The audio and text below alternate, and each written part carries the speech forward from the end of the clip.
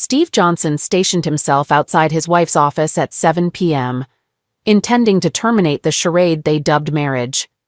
Some husbands overlook the signs over time, especially when their wives have never worked late before.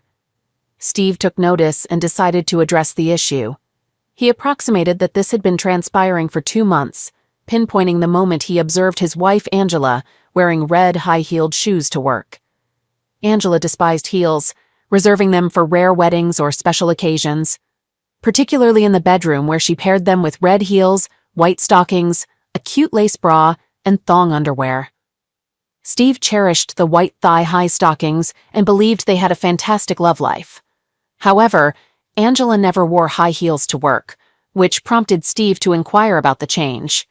He asked if something was going on, and she explained that she had a meeting with her boss and wanted to look professional. Angela paused briefly and continued walking without turning around. Steve remained silent, contemplating her choice and wondering if it resembled that of a professional, yet remained discreet. The revelation unfolded over time. Initially it was an occasional hour, but later it escalated to 2 or 3 hours several days a week. Steve realized the truth when Angela attended a bachelorette party, detesting clubs, salons, and bars, preferring dinner or coffee. She disapproved of drinking and looked down on those who indulged. Following her to a third bachelorette party at her boss Martin Schindler's house in Glen Ellen, Steve recognized the location from past gatherings. Waiting an hour to confirm her intentions, he then deflated all 4 tires and returned home. Angela omitted the tire incident but recounted it to their daughter, Jenny, expressing relief that someone merely released the air. Jenny questioned its veracity, and Angela affirmed, grateful they weren't cut, using an air pump Steve insisted she keep in the trunk. Angela admitted to a night at a dance club with friends and suggested avoiding it in the future. Steve consulted a lawyer, initiating the divorce process, leading him to sit in his car near her office, awaiting her impending service. Despite lamenting 21 years of marriage, they produced their 17-year-old daughter, Jenny, Steve's pride and joy. They initially met when Angela, a receptionist aspiring to become a paralegal, assisted Steve with a contract dispute. Dating blissfully for 2 years, they married, and Steve believed in the happiness of their marriage until Angela started working for Martin Schindler. Despite Steve's truck driving job with long hours, they maximized family time, embarking on weekend trips according to Jenny's schedule, filled with sports or other engaging activities. They explored Galena, Illinois, for wineries, and Lake Geneva, Wisconsin, for shopping and relaxation. Angela's betrayal, unnoticed until the revelation of her choice in footwear, severed their connection. As Angela distanced herself, Steve, previously unaware of her infidelity, observed a decline in her demeanor. He recalled the night he trailed her and initiated a conversation. "Why not have dinner and catch a movie today? I have a rare day off on Friday and I'd like to spend time with you," he proposed. She replied, "You know the deal. Fridays are for my girls. They depend on me as their designated driver. Let them manage for one night. With your extended work hours and those nights with the girls, I barely see you.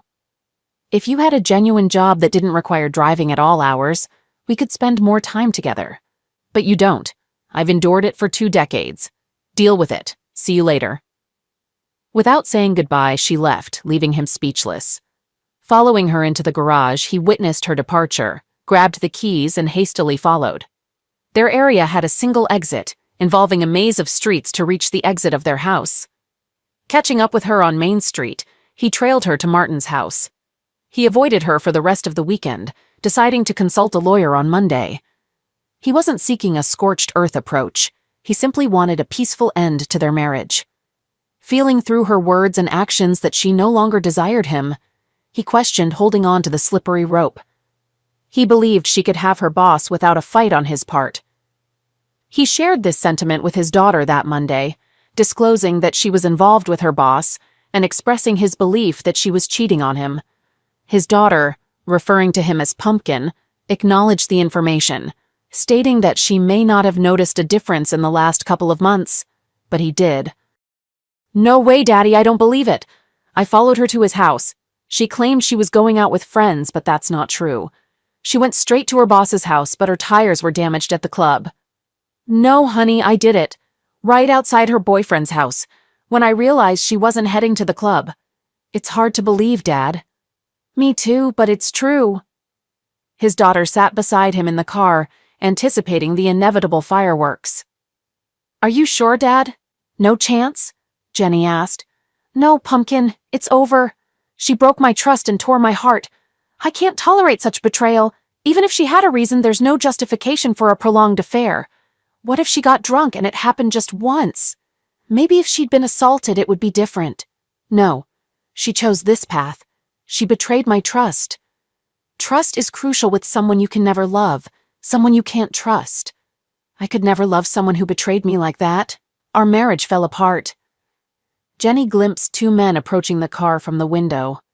What a fool, Angela Johnson remarked, looking out of their law office window engaged with Martin. She was relieved the office had gold-tinted windows. I can't believe it. He thought he'd smack me to it. There was no love there. It was animalistic in every way. It took him 6 months to attract Angela, grooming her to replace his wife, who just finalized their 19-year marriage's divorce. He was fed up with his ex-wife's complaints, weight gain, and lack of desire. Embarrassed to be seen with her, he finally broke free when his twins left for college. Angela, the same age as his wife, exuded greater elegance. Possessing the toned physique of a 30-year-old, she radiated astonishing beauty. Martin had already upgraded her wardrobe, envisioning her as an exemplary boss's wife. A knock on the window startled Steve. Are you Stephen Johnson? Rolling down the window, he confirmed, Yes, you've been served. Please read the documents carefully. There is a restraining order requiring you to stay 100 meters away from Angela Johnson, Jennifer Johnson, and your family residence. What injunction from Jenny? Jenny grabbed the envelope, reading the divorce headline. She discovered a restraining order and handed it to him. What the hell? He shouted. Oh God, no, Jenny moaned. Daddy, I swear I didn't know. What are you talking about? She handed him the remaining papers. The documentation outlined several allegations: spousal violence, child misuse, aggravation of a minor. Jenny, why? Dad, I swear I had nothing to do with this. This is a lie or a mistake. Wait, how did she know I'd be here right now? That's because I told her.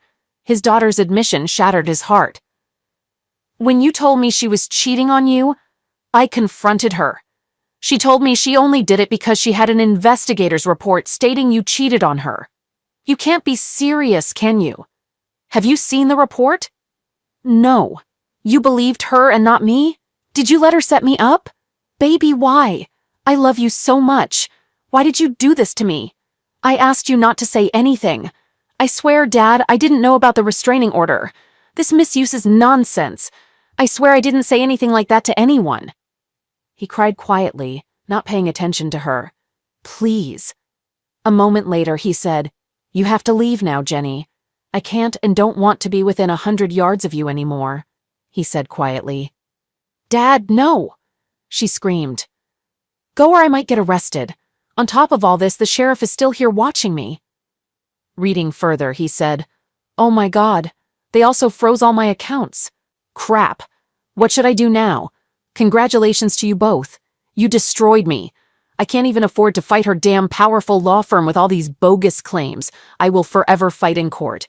Oh God, no. I'll fix everything, Daddy, she said, getting out of the car and heading toward the office building. Martin and Angela concluded their activities and sighed contentedly. It was great, darling, she said. I just wish I had binoculars so I could see his face. As Martin fastened his belt and Angela smoothed out her dress, Jenny stormed into the office screaming, You're a witch! Child misuse, aggravation. What is wrong with you? Jenny screamed. I should have had the advantage, Angela said. I should have struck first. Now he cannot enter the house or access our money for some time. Now I have the upper hand over him. He didn't insult me. I don't know this for sure. You guys are really close, Angela said with a grin. Jenny approached her and asked, He didn't cheat, did he? Of course not.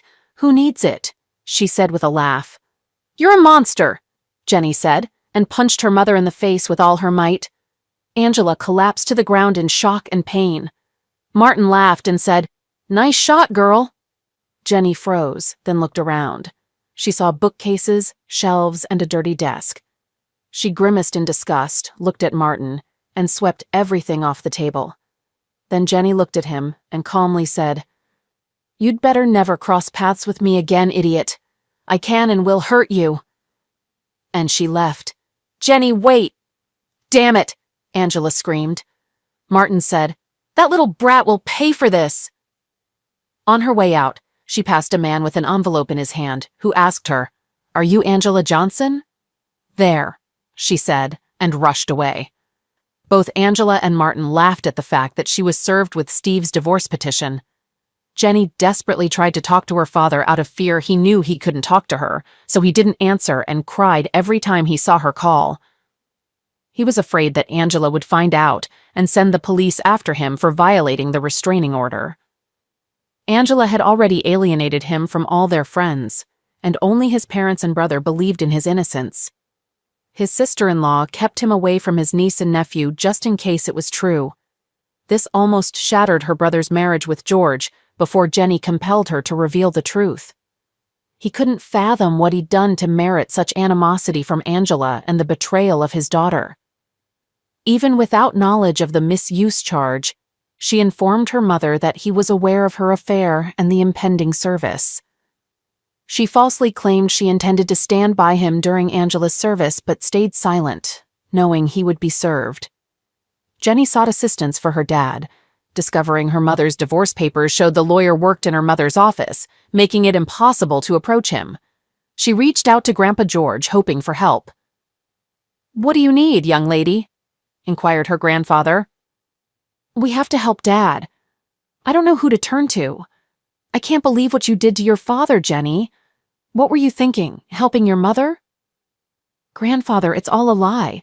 I didn't do anything. It's all my mom and her lawyer guy." "Watch your tongue, girl."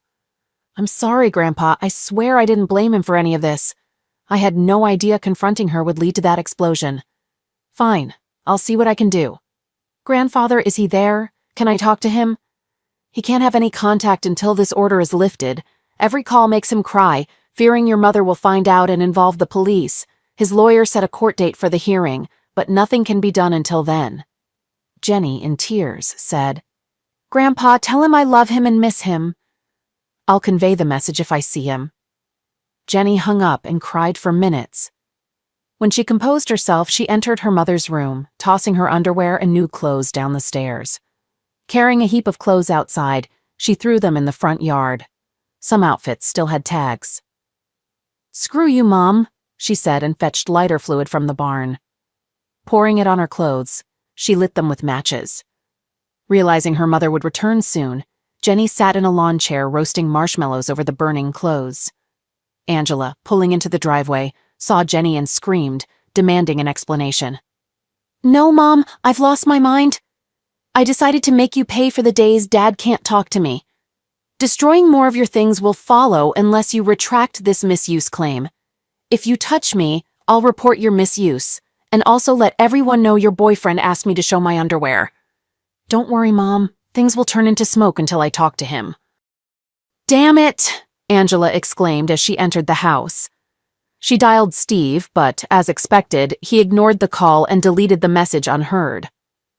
Shortly afterward, a fire truck and police car arrived in response to a neighbor's fire report. A policeman and a firefighter approached Jenny. "What's happening here, young lady?" inquired the officer. "My mom wanted to discard clothes she'd outgrown and told me to burn them at the stake," Jenny explained. "Apparently you can't have a fire in the front yard." "Is your mother home?" he asked. "Yes, sir. I'll use a hose to put it out if you want," a fireman offered. "Did you use anything to light it, or did you just set the clothes on fire?"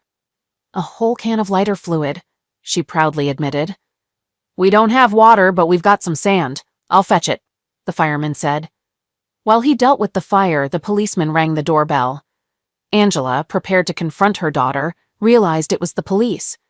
"We'll handle the fire. It's not a big deal, officer," Angela said before he could speak.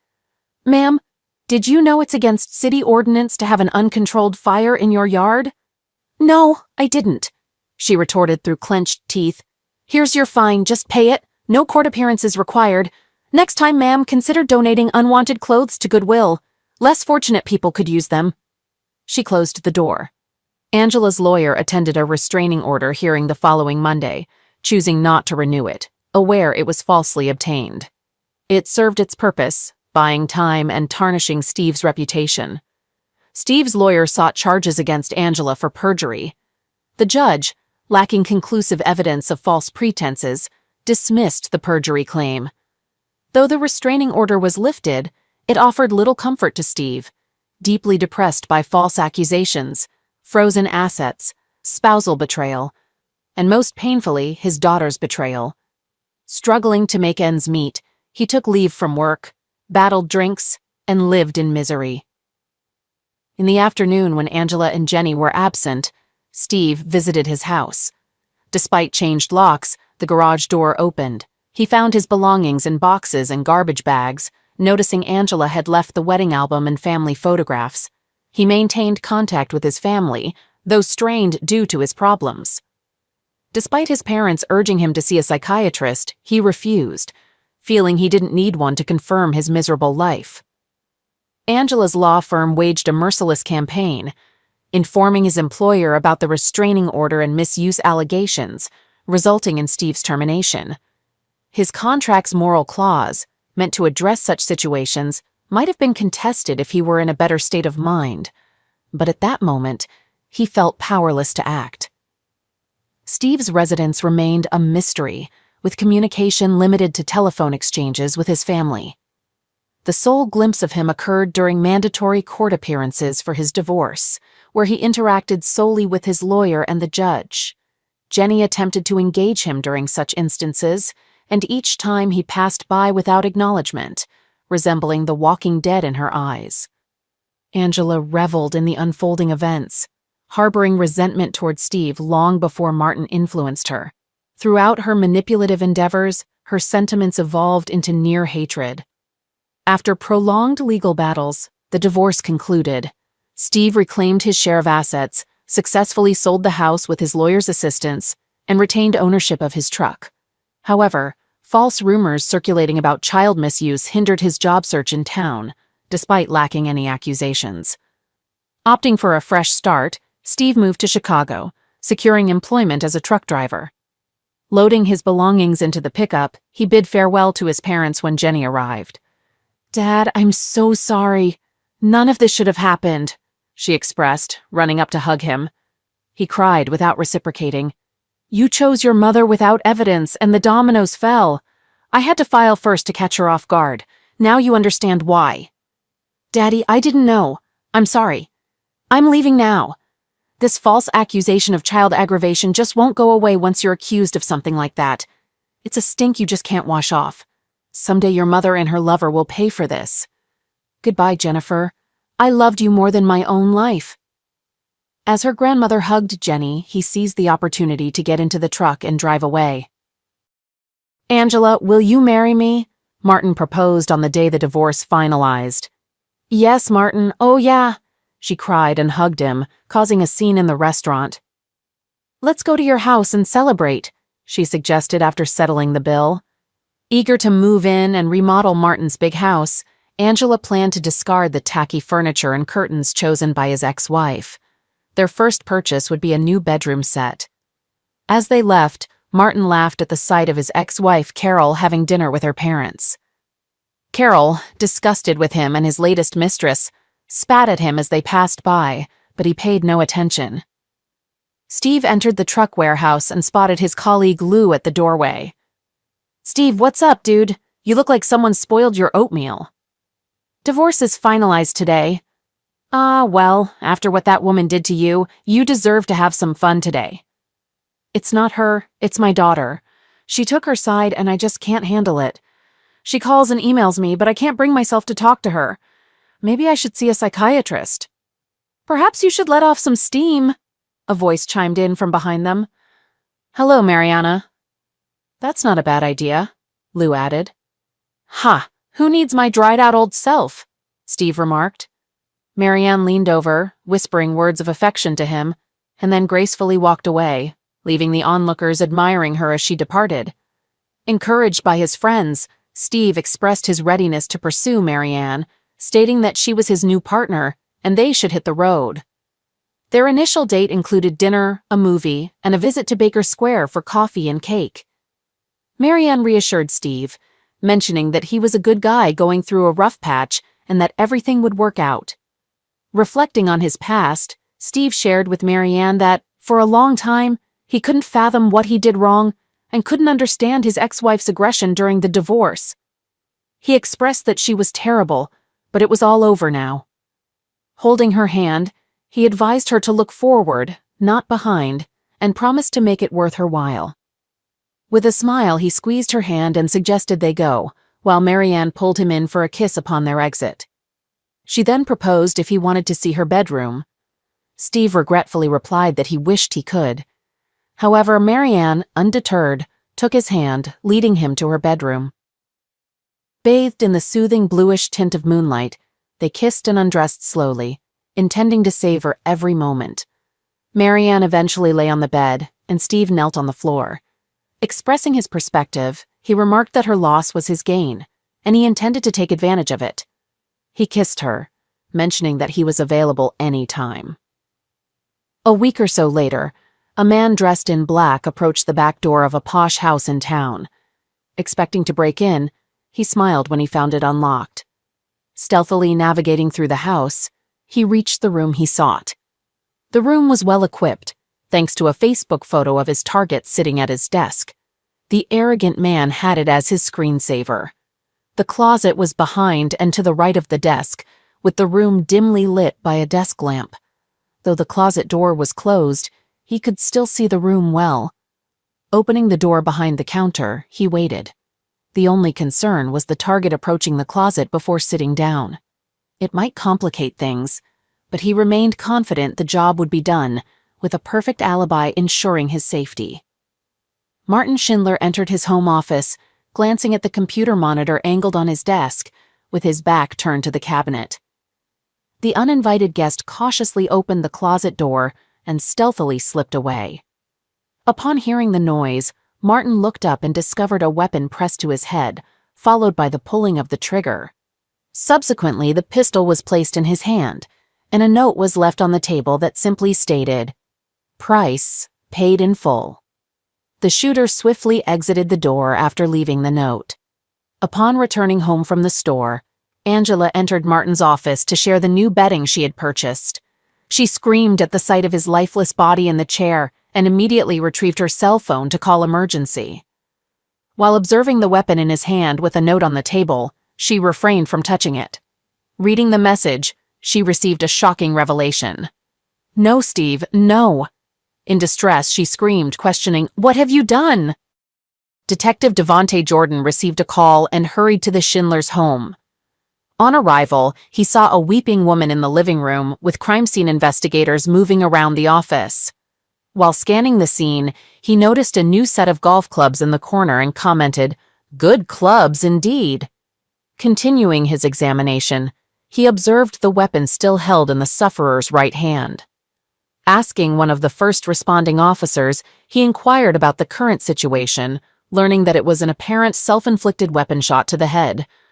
The sufferer was lawyer Martin Schindler, a homeowner, with Angela Johnson as the bride who found the body and called emergency. There was a typed note on a computer, unsigned, consisting of just one sentence.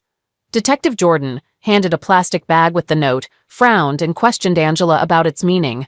Angela clarified it wasn't self-destruction. Her ex-husband, Steve, eliminated him. Martin disliked weapons and didn't own such a firearm. Angela believed Steve did it because he felt Martin took her away. She admitted to dating the deceased while married. Detective Jordan considered potential motives, including resentment from Martin's ex-wife, who might have been angry about being left. Angela provided an alibi for her whereabouts, assuring the detective. On a sunny Sunday afternoon, Detective Jordan visited Steve Johnson, asking about his whereabouts the previous night. Steve explained he was driving a rig through Rockford, arriving at the station at 9:30 p.m. Detective Jordan informed him of Martin's apparent self-destruction, hinting at inconsistencies. Steve offered additional information, providing his new mobile number for future contact. As Detective Jordan left, he contemplated the oddities surrounding the self-destruction, such as a left-handed person shooting himself with his right hand, typing the note, and the scarcity of weapons marks on his hand. These anomalies troubled him as he prepared for further investigations across Chicago. After the detective departed, Steve took a seat at his kitchen table when Lou asked him what all of it meant. Steve chuckled, remarking that he couldn't believe his ex-fiancée had committed self-destruction. Lou expressed his hope that his alibi checked out. They laughed and clinked beer bottles in a toast. Angela, seated in the front row at the funeral, mourned the man who effortlessly took her from her wonderful husband. Tears flowed for the man who persuaded her to participate in a nuclear attack and execute a good man for change. She was deeply in love with her truck driver husband until she transferred to work for Martin. He targeted her, immediately wearing her down with snide comments about truck drivers and flippant remarks about him during trips. It was too easy for Martin. He planted a seed she had neglected due to Steve's long days and sometimes nights on the road, and it grew. Angela couldn't decide if she cried for her fiancé's loss or her husband's and the breakdown with her daughter. It all seemed like a waste of time. She didn't hear or care if the room buzzed around her. She didn't notice the looks Martin's ex-wife and daughters gave her. They blamed her for his pass away. "You could come to the funeral and pay your respects," Angela said, approaching her daughter, home for the weekend from college. Jenny looked at her intently and said, "How dare you tell me I should respect the man who destroyed my father? Forget you! I shouldn't even call that piece of garbage a man."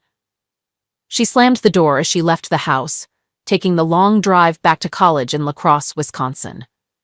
Detective Jordan sat in a meeting with his boss discussing the lack of progress in the case.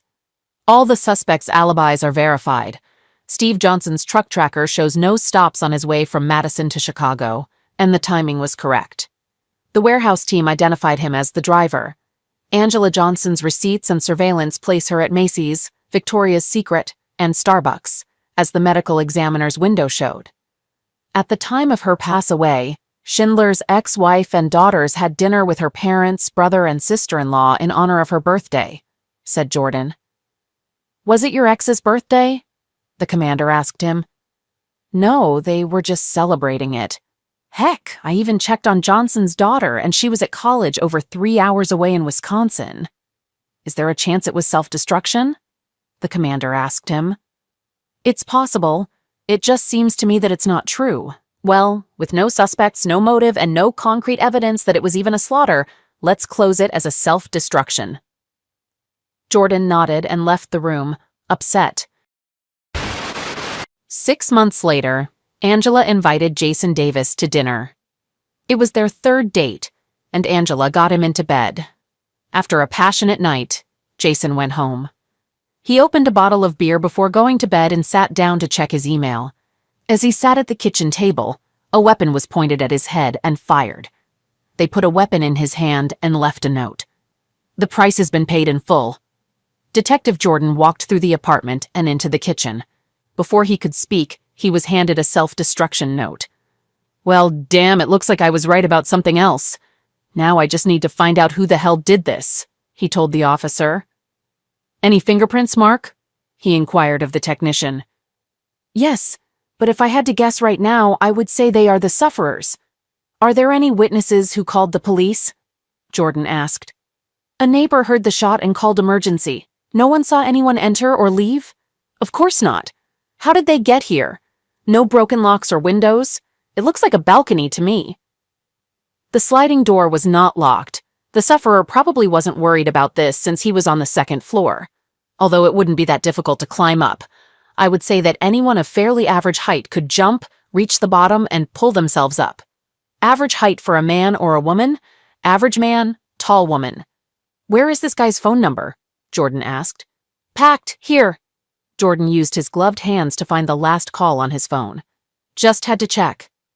The last call was made to Angela. "I'll be shocked if she's not Angela Johnson." After the usual condolences and pleasantries, the detective got to work. He inquired of Miss Johnson why her lovers seemed inclined towards self-destruction. Miss Johnson responded that she believed it was Steve who was punishing her and confirmed she had been at home all night, with her alarm system serving as verification.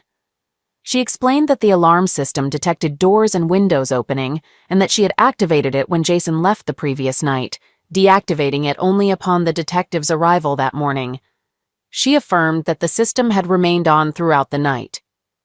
When asked about her theory implicating her husband in the apparent self-destructions, she maintained her belief, stating she couldn't imagine anyone else being responsible. The detective queried about her last communication with her husband before the divorce, any signs of him following or contacting her, to which she responded negatively. She remained convinced it must be him, despite lacking evidence. After concluding his questioning, the detective asked about her height out of curiosity and offered condolences once again before leaving, requesting her to remain nearby for further inquiries. "Is it the same note the chief asked when Jordan returned to the police station?" "Yes, sir," Detective Jordan said. "Inform me daily about your progress. This is too much for a coincidence. The woman's alibi is reliable. I'll see if I can ruin it. But we'll see. I'm going to see her ex-husband now," the detective said cautiously. "Then let me know what you get." As Detective Jordan left, he had a bad feeling that all of the prime suspects' alibis would be as reliable as the last time. Steve and Marianne were cozy on his couch watching Jack Ryan on Prime when the doorbell rang. "Detective Jordan, what can I do for you today?" Steve asked, gesturing for him to come in. "Sir, where were you last night at 1:30 a.m.? On the way back from Detroit? I arrived at 230. What happened this time? Do you know Jason Davis?" "I don't think that's true. He met with your ex-wife. Looks like he shot himself last night. No freaking way." "Looks like, huh? Maybe she's a liquidator, a black widow, or something like that. Maybe. Thank you. If I need anything else, I will contact you." Steve laughed as he closed the door. "What was all that, baby?" Marianne inquired. "It looks like another of my ex-wife's boyfriends has died." "Oh God," she breathed, raising her hand to her mouth. "Yeah, thank God I have an alibi. I hope whoever executes idiots keeps choosing times when I'm on the road." Steve's cell phone rang. He looked and saw it was Jenny, so he ignored it. Marianne frowned and said, "Will she never have a chance? I don't understand why I need this. She misses you." She turned to me and we talked. "What?" he shouted, standing up. She reassured him, urging him to relax, emphasizing that she wouldn't intervene in his decision and that ultimately he had to live with it. She mentioned that his ex-friend still followed him on Facebook, having seen a recent tag at a sushi place and expressing happiness for him. She informed him that his ex-friend texted her to inquire about him regularly and expressed a persistent desire to communicate with him.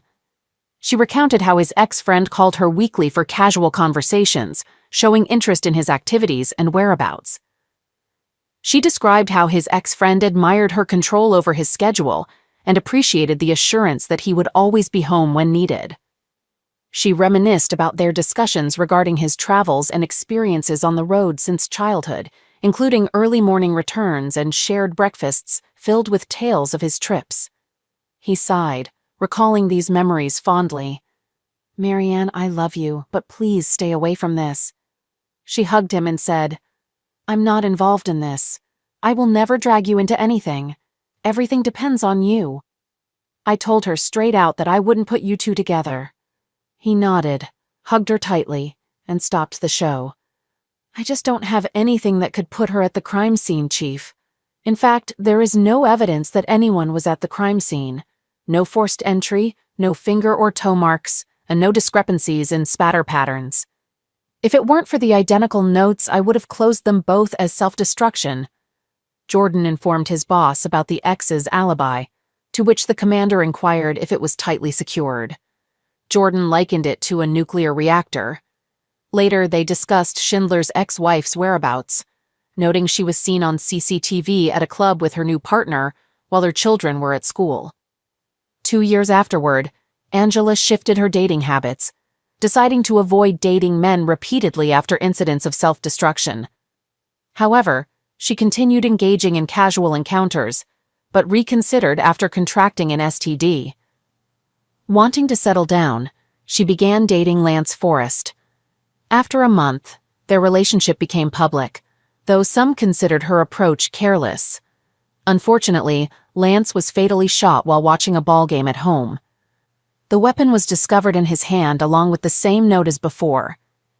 He answered his cell phone and was greeted by Detective Stan Anson from Schaumburg. Anson asked if there were any unsolved cases that might be connected to his. Jordan confirmed there was one related to fully paid self-destructions. Anson mentioned he had such a case, which surprised Jordan. Anson asked about any connections to Angela Johnson, who was revealed to be the deceased's girlfriend. Jordan inquired about Angela's ex-husband's alibi, which Anson confirmed was solid, as he was passing through Madison at the time. Anson stated Angela was alone at home, her security system providing an alibi last time. This time, Angela had ordered Chinese food, delivered within 30 minutes. The shooting occurred during this time frame, according to a neighbor's emergency call. Despite the proximity of Angela's house to the deceased's apartment, they couldn't see how she could have committed the crime within that window. Jordan agreed with the assessment. They decided to meet the next day to compare files. However, despite their efforts, all alibis remained unbroken, and no new suspects emerged, leaving the cases unsolved.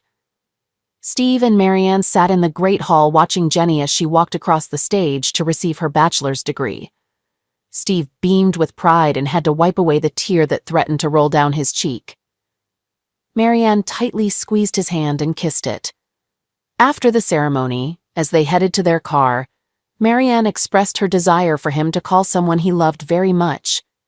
He declined, explaining that the person had chosen to side with her mother rather than him, and only regretted it later when she felt guilty about her mother's actions towards him. He felt betrayed by her lack of support and emphasized the repercussions it had on his life. Marianne acknowledged his feelings.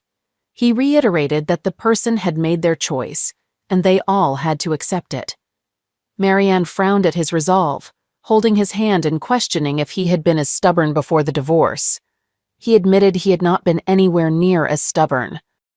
5 years later, Angela and Jenny sat in the front row of the funeral home's memorial room. It was a large turnout for Steve Johnson's wake and funeral procession. Steve died of pancreatic cancer 4 weeks after he walked Jenny down the aisle at her wedding. He had a few new friends and colleagues who appeared, but he did not regain a large network of friends after the divorce. Most of his old friends, neighbors, and colleagues came to pay their respects to a good man they knew and had lost touch with over the years. His girlfriend Marianne was there. They never got married. She tried very hard not to spit on Angela for the pain she caused her man. His best friend, Lou DeMarco, regaled Jenny with stories about the last years of her father's life.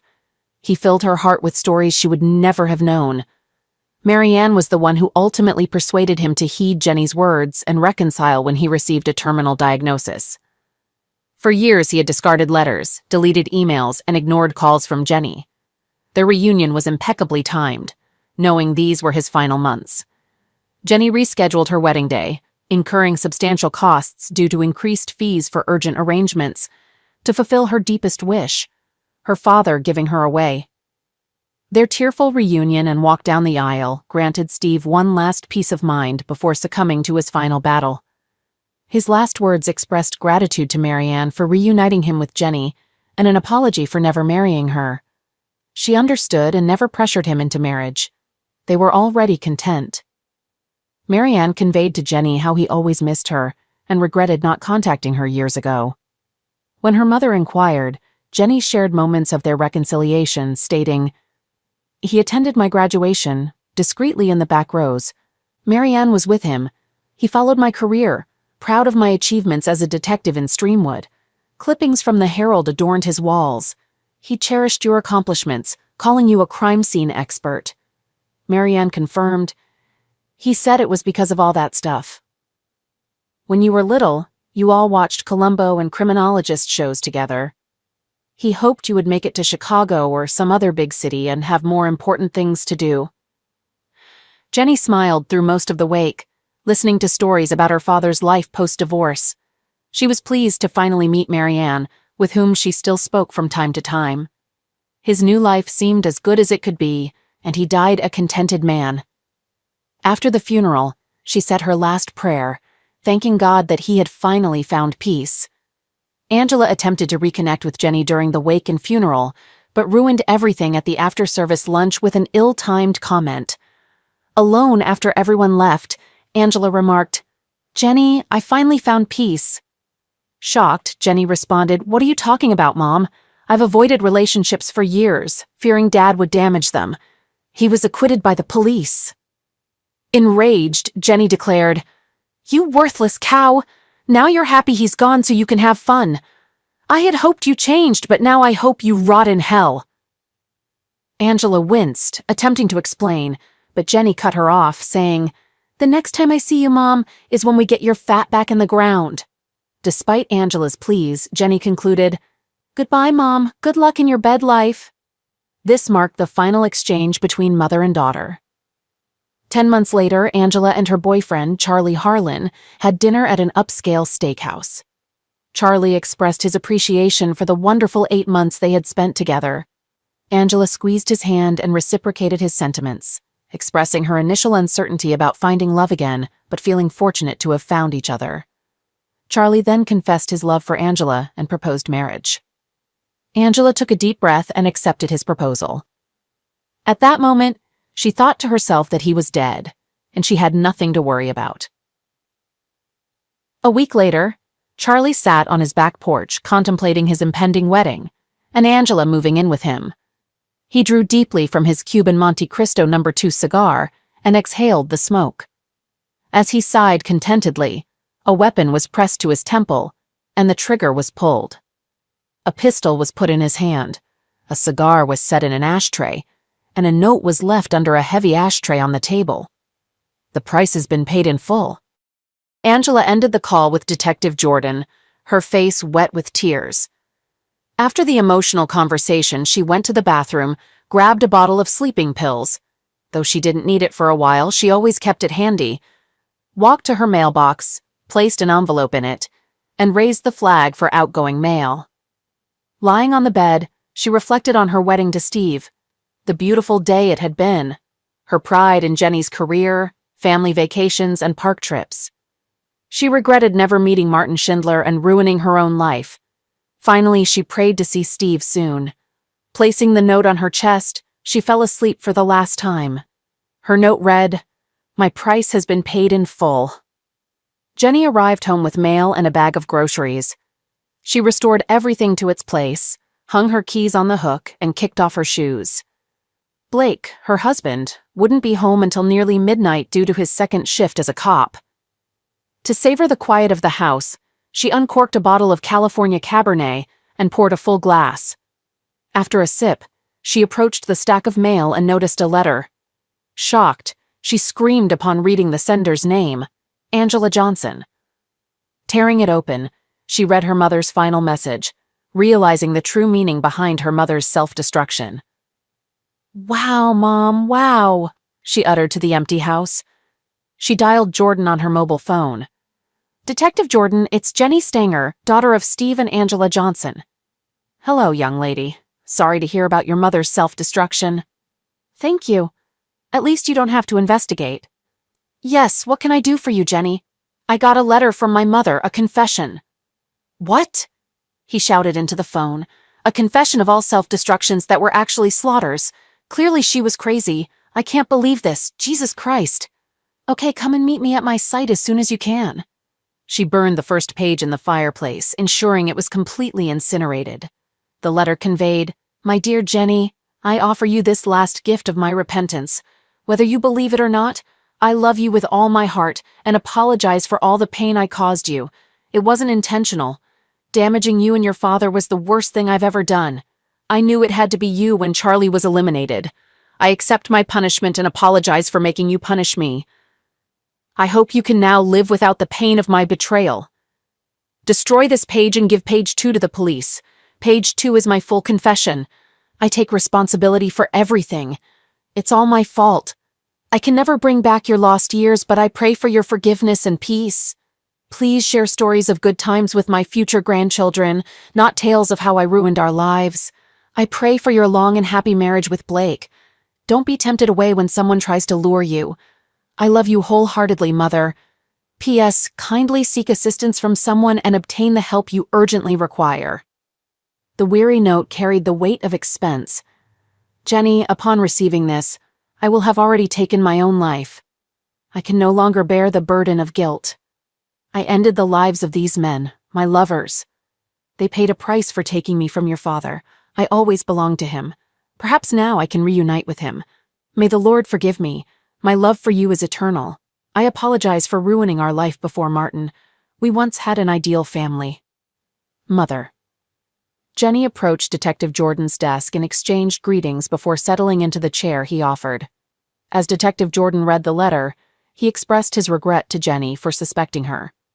Jenny agreed, expressing disbelief at her mother's actions and speculating that her mother might have lost her sanity years ago. She couldn't comprehend her mother's motive for dating men just to damage them, and found it difficult to understand. Jenny noted that it somewhat made sense that her mother was responsible for some slaughters, considering her whereabouts couldn't be confirmed at the crime scenes and the lack of substantial evidence. She mentioned that she had always thought it could have been her father or Schindler's ex-wife, but their alibis couldn't be disproved either. Jenny expressed relief that it was all over, the slaughters, her mother's pain, and her own suffering, and bid farewell to Detective Jordan. Exiting the police station, Jenny wore a wide smile and shook her head. She paused, opened the car door, gazed at the sky, and expressed, "Thank you, Mom."